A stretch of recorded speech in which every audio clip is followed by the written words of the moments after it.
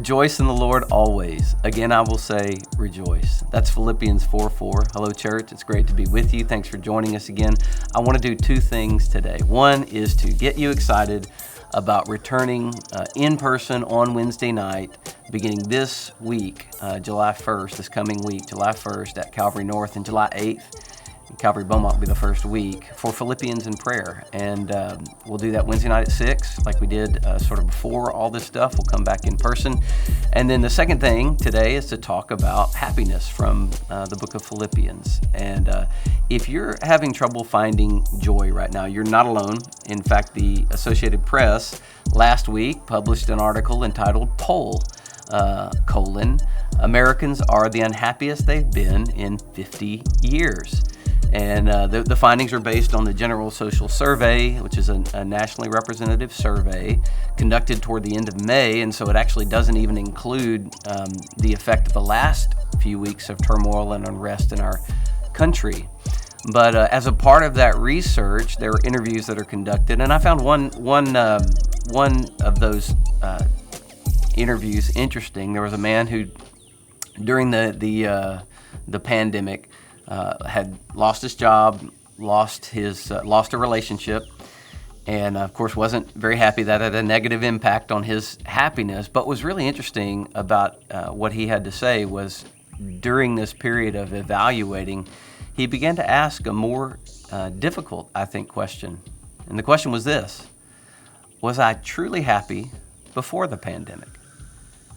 I think that's a good question, an important question, and I wonder how much of our sense of happiness is thin, shallow, something that really just amounts to a string of mostly pleasant circumstances.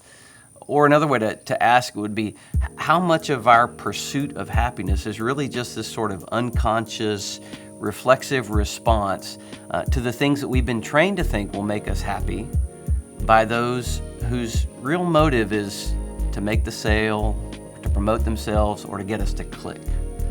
But I want to ask the question today, what would it look like to pursue true happiness? Where would you start?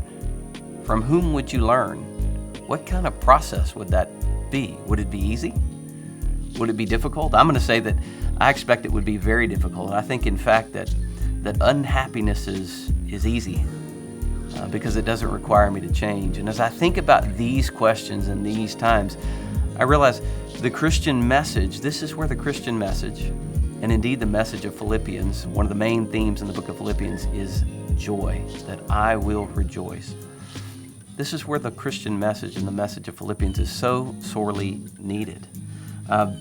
Rejoice in the Lord always. Again, I will say, rejoice.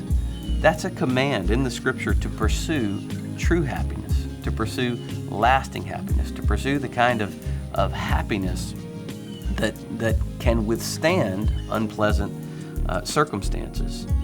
And in fact, to pursue that in the only place that it can be found, in God Himself. C.S. Lewis wrote that man's unhappiness stems from his attempt, here's the quotation, to invent happiness for himself outside God, apart from God. He went on to say, and out of that hopeless attempt has come nearly all that we call human history. Money, poverty, ambition, war, prostitution, classes, empires, slavery. The long, terrible story of man trying to find something other than God, which will make him happy. This was Augustine's story as well. Money, women, climbing the social ladder. And what did he get for it all? Unhappiness. What he described as being dissatisfied or restless. And years after his conversion to faith in Jesus Christ, he reflected on this, and he said it so poignantly in the opening, on the opening page of his book Confessions, autobiography Confessions. He wrote, "Restless is our heart until it comes to rest in you.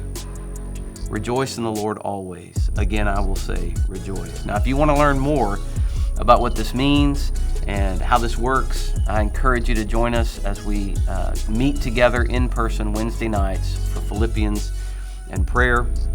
And if you are unable to do that, maybe you're watching this and you're not local, or you've never been to our church, you're not really sure about that, or maybe you're not a Christian, I'd encourage you to reach out to us on social media. We'd love to connect with you and talk more about rejoicing in the Lord always, finding true and lasting happiness in God. It's been good to be with you. I hope this blesses you. And until next time, God bless you.